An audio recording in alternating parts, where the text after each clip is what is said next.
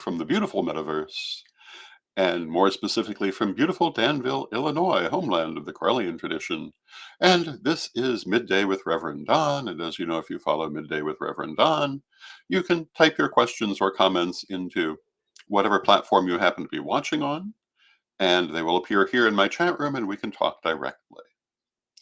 And I hope that you're having a good day today. This has been an interesting week at Midday with Reverend Don. On Monday, we talked about aspects of initiation, what it is, and what you can expect from it. A relatively heavy subject. On Tuesday, we talked about pagan power with Ed the Pagan, another relatively heavy subject. And the Pagan Power course will be beginning on Saturday at Pagan World. And hello to Reverend Mary in the chat room. Pagan.world/pagan-power. And it is open to all patrons of Pagan World, all the supporters of Pagan World, also by invitation to my patrons at Patreon. And it should be a fascinating course. It will start Saturday at 10 a.m. Central, 11 a.m. Eastern. Hello to Mary and Bimby in the chat room. It's good to see you both. And Renee, it's good to see you. I would like to, yesterday we talked with Chris Copeland about things coming from Correllian Publishing and the fact that we're now listing readings. And we did a few free readings for people, something I don't normally do on this program, but we did do it yesterday. We may do it next Wednesday. We talked about that as a possibility. But it's not one of our normal Midday with Reverend Don offerings. Today, we're going to talk about the recent IVF ruling in Alabama and the concept of life, and what is life and what is a life. Another very heavy subject. Tomorrow, we'll be talking about the roundup of weekly news, not necessarily such a heavy subject, although we'll see. It's been an interesting week. Before we get on to our subject today, I want to take a moment to honor the birthday of St. Katrina of the Paladins, Katrina Kessler, also known as Foxglove Death MacLeod.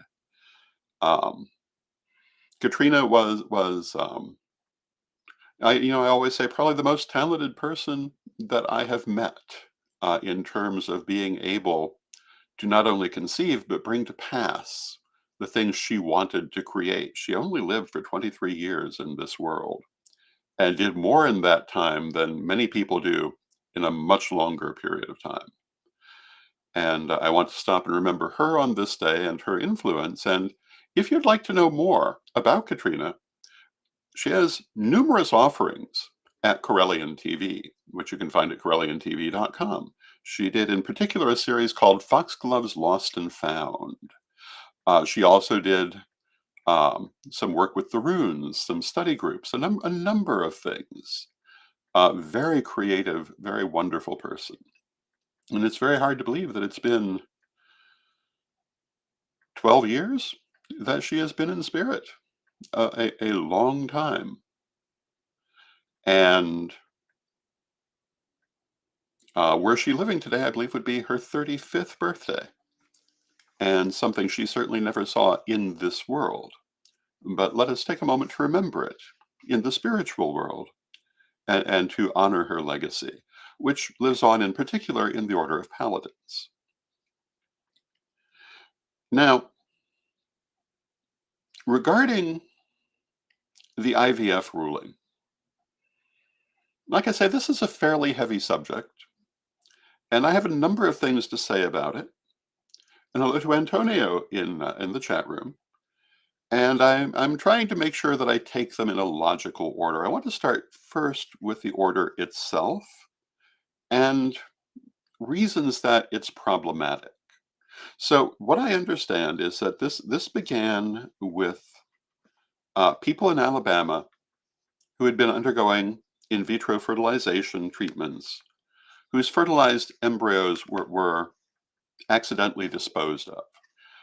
Seeking to pursue a wrongful death suit because of that based on current Alabama law, which the court decided they could do on the premise that a fertilized embryo, even outside of a human body, had the same rights as a living person,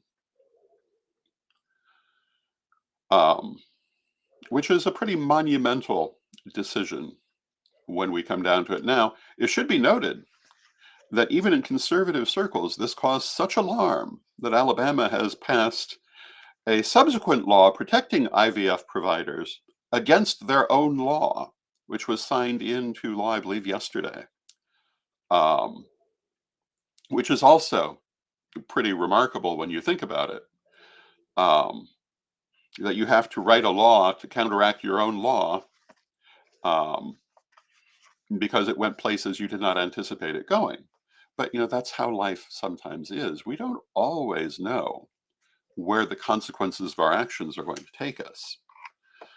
Um, the thing I want to point out about this ruling, in part, um, is the extent to which the private religious point of view of the judge seems to have affected the ruling, um, as much as the laws of the state. And I have an article dealing with that I'm going to refer back to, and that article is from NBC News. Um, but on the very same day that this judgment was published, the judge, let me get his exact name, um, Alabama Supreme Court Justice Tom Parker, also made a number of statements, um, supporting Christian dominionist theology, or what sometimes is now Christian nationalist theology. Christian dominionist, Christian nationalist, same thing. The idea that everything should be dominated and dictated by the Christian religion, and particularly by certain branches of the Christian religion. Hello to Janet in the chat room.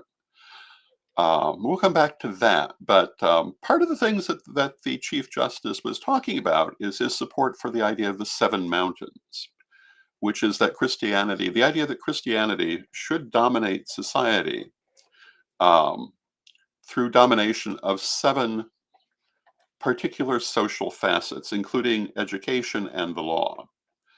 And his belief that the United States was intended to be a Christian nation exclusively and have no real room for anything else. Now, a few weeks ago, we had a situation, and hello to Brenda in the chat room, involving a politician, and hello to Magical Mermaid in the chat room, by the name of Will Fiacco, who was advancing this same idea while attacking a Corellian priestess as being a, quote, Satanist, um, which, of course, she is not. She is Corellian. But, they apparently consider anything other than their own path to be Satanism, which, of course, greatly muddies the waters of conversation. But this idea that there's no room for anyone else. It's a very important thing to be getting from a Chief Justice in connection to a legal ruling. And a number of things the Justice had to say about that ruling were explicitly religious. Um, and life cannot be wrongfully destroyed without incurring the wrath of a holy God. And Alabama has adopted a theologically based view on the sanctity of life. These should be pretty concerning opinions to people from any other religion or other branches of Christianity, because this is far from a universal Christian point of view. It is a particular Christian point of view, um, which seeks to impose itself on all others. In fact, numerous polls and studies and so forth have shown that even the majority of Christians in the United States do not support this point of view regarding um, the beginning of life at conception in the way that Christian dominionism does. Um, And certainly not all branches of Judeo-Christianity do. The Jewish religion in particular has a very different point of view. And certainly, although not all pagans have the same point of view, um, a great many of us have a very different point of view.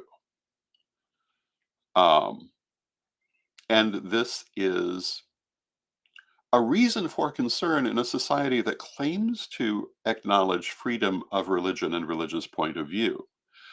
Um, when the Chief Justice of a state Supreme Court is talking about how Christian nationalism should, quote, take back the nation, um, that should be concerning to all of us. And, I want to point out that for something like 30 years, Ed the Pagan, who was with us the other day, and I spent a lot of time trying to convince the pagan community that they needed to organize against this very threat.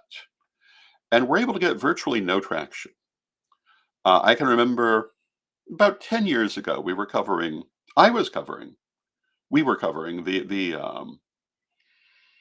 fight by Patrick McCollum against the multi-tiered religious preference system in California prisons and the prison system in general.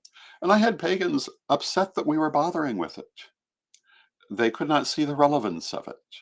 But this is the relevance of it.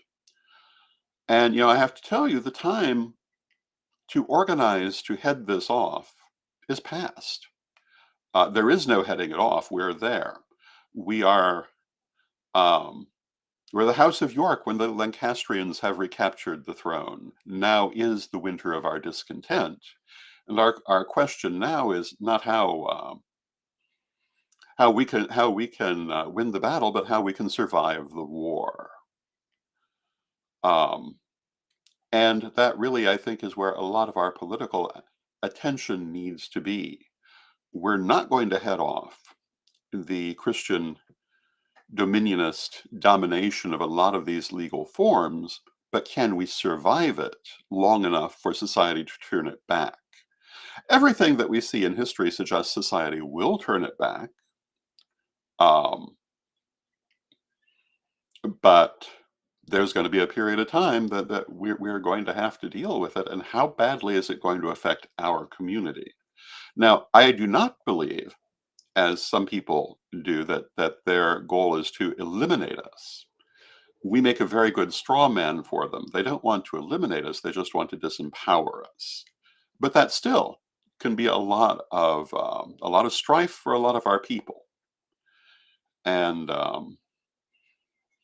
we're not really going to deal with that issue so much in today's program. But, as we go forward, you'll see me from time to time talking about this. How do we survive the changes we're seeing rather than how do we head them off? Because I believe we've passed the time when we could head them off. The Magical Mermaid says even they don't follow their own rules and tongues. That doesn't matter to them. It's about dominance. That's why it's Christian dominionism. And Lady Kai says it's all about mitigation now, surviving the fallout. That's exactly what I'm saying. Um, one of the most important things to us as a community is to maintain our civil rights and our legal structures. This is vitally important for our future. Um, and it remains to be seen if we're able to do that.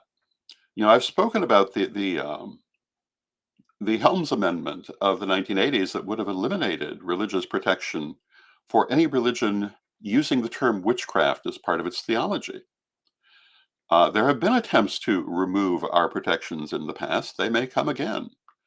We'll have to see what we can do. And the Reverend Grandmama Raven says, I'm catching up. What is IVH? Um, should actually have been IVF. I entered it wrong. I apologize. In vitro fertilization. Um, and the ruling from the Alabama Supreme Court that a fertilized embryo, even outside of the human body, is the same as any other living human being, um, which is a religious point of view of a certain branch of Christianity. Now, I also said today I would talk a little bit about My understanding of life and what makes a life, and therefore also in situations like this, when we can speak to the idea of the beginning of a life, and I phrase it that way for a reason, which we'll be coming to. And I want to start by saying that not all pagans have the same point of view. I'm speaking of my own point of view. I wouldn't even go so far as to say all Corellians have the same point of view, although I think the majority of us would be on the same page. My point of view is basically my mother's point of view, so it's quite well established in Corellian thought, and is what I gather from our Corellian teachings. But for you, if you're Corellian, where you would put your own point of view, I would say is based on what you gather from Corellian teachings about the nature of life, because we talk a lot about life. We talk a lot about the nature of life. And for me, this conversation begins with making a difference between something that is living and something that is a life. I would consider myself to be an animist. I regard everything as being alive. Our Corellian teachings regard everything as being alive. We talk about that extensively, including things that have no consciousness as we understand it, and sometimes things that are not singular as we understand them. For example, um, we certainly would regard a tree as being alive, as having its own spirit. But, we might also regard the forest of which the tree is part as having its own spirit, which would be in the nature of an egregore, a communal spirit, for want of a better way to put it. And hello to Vivian in the chat room. Hello to Nikki in the chat room. Um, and while I would regard the tree as being a life, I would not necessarily say the same thing for the forest. Um, if you asked me, for example, is my hand alive? Obviously, my hand is alive. It moves. It does things. It feels things. It has its own spiritual essence. And as people who have had amputations will tell you, um, it continues to have a spiritual essence even if the physical part is gone. However, is it a life in its own right? Well, if you remove it from the end of my arm and give it its own apartment and a little pension to live on, I don't think it's going to do very well. Therefore, in my opinion, it is not a life, though it is certainly alive. Um, and Bimby says, as a theologist, I regard every atom as having consciousness, and I basically would say the same thing. However, that does not mean that I regard every atom um, or everything that is, quote, alive as being a life that would have legal rights in the same way. Now, I know that there are people who um, who do feel that way, but I think that it is something which would be impossible to actually live with. Um, and Lady Kai in the chat room says, when lawmakers bring theology into lawmaking, it confuses the whole situation. If a couple has 10 frozen embryos, do they have 10 tax dependents? Um, the obvious reading of the law would be yes. If those frozen embryos have the same rights as you or me, um, that's a very complex situation, very different from anything we've ever done in this country or any other country before. Um, and a very impractical situation, as I was just saying with the idea. There are people who would hold that all animals have similar rights to human beings. And, I get what they're saying. I don't particularly agree with it in the sense that they usually mean it, but the idea of actually trying to do it would be so complex as to be impossible. Now, Reverend Grandmama Raven says, my mother told me that it was bad luck to reveal your pregnancy before the 12th week because the first trimester is very risky and precarious. So until the pregnancy is stable, I hesitate to say alive. This is a relatively traditional point of view. It's related to the Aristotelian point of view that my late mother took, which basically regards the first two trimesters as being totally dependent on the existence of the mother. The idea that it does not become a separate life until it can be a separate life. So I was talking about my hand. You remove my hand from my arm, you give it an apartment and a pension, what's going to happen? My hand is going to rot. Maybe with modern science, you could preserve it so that it appears to continue to live. Maybe it does continue to live, but not really. It's a hand preserved. Maybe you could clone it into a separate being. That's a whole other program. We could argue what that would mean, but we're not there. We're not there yet scientifically. I don't believe, at least not in this conversation. But when we talk about these frozen embryos, if they have all the same rights as everyone else, maybe the correct answer is to give them an apartment, give them a government subsidy until they can support themselves, and see what happens. And what's going to happen is nothing. They are not able to go forward. And therefore, in my mind, that means they are not a life. They are not a separate life at this point. Um, and at the same time, these particular embryos are frozen. If you take an ordinary person off the street and you freeze them, what's going to happen? Not this. Um, they're obviously not the same thing. Um, if you take your grandmother, put her in the freezer and leave her there for 6 months, and then thaw her out, she's not going to wake up. It doesn't work that way. That includes the all those cryogenic labs, which say that someday they might be able to do that. They can't do it now. Um, that is not how an actual independent life works. It cannot be done with it. Um, and as Bimby says in the chat room, release them from the freezer and see how well they do. And that's kind of the point I'm getting at. How can you say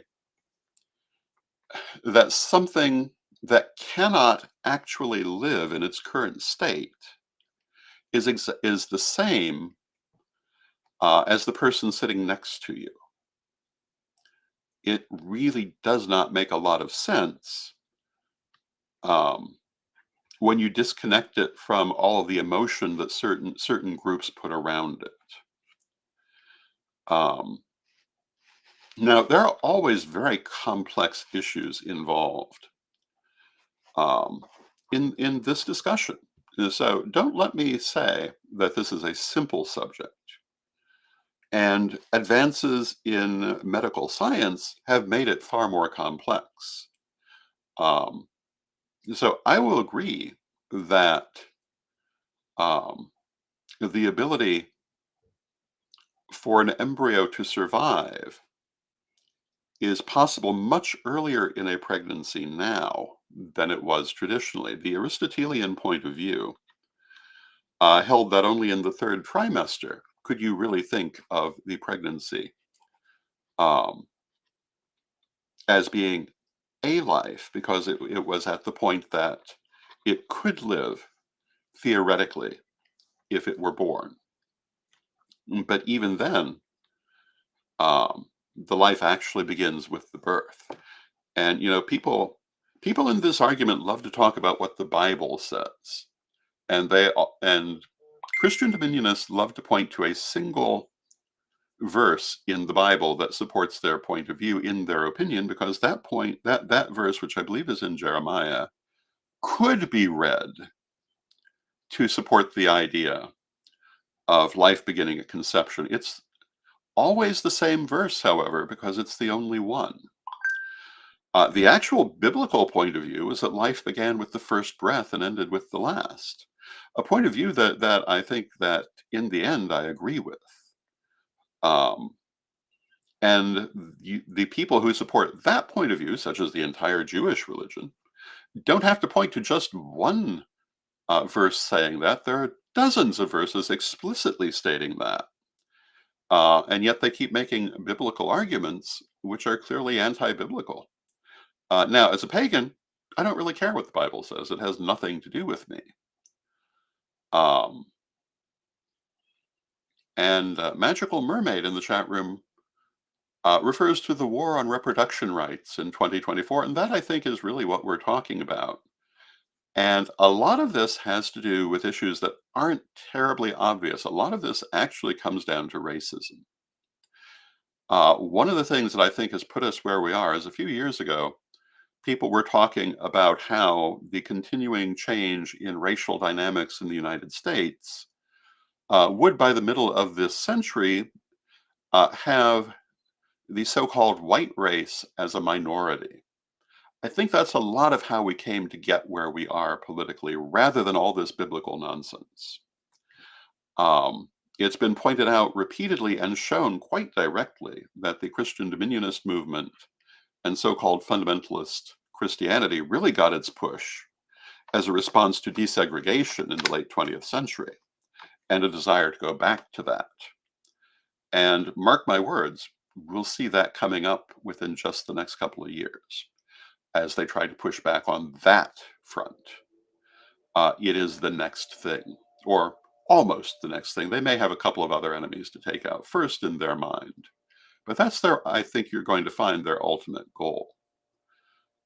May not look like it now, but remember I said it, because you're going to see it. And Magical Mermaid points out that that this is why Obama is so often brought up. The former President Obama is so often brought up in these conversations. I think there's truth in that.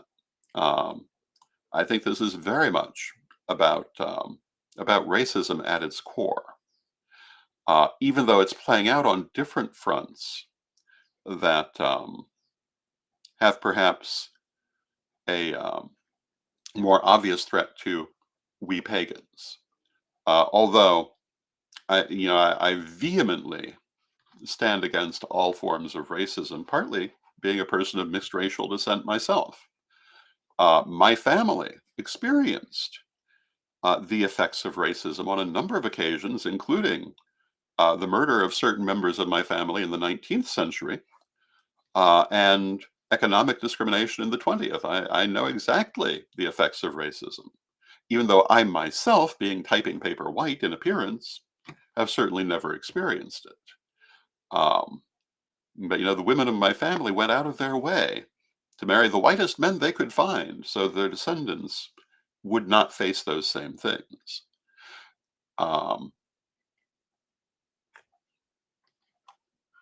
and Mary in the chat room says, it is complex, and the original families in the legal lawsuit deserve some form of compensation for the actual destruction of their embryos, but in Mary's opinion, they can't be considered living beings.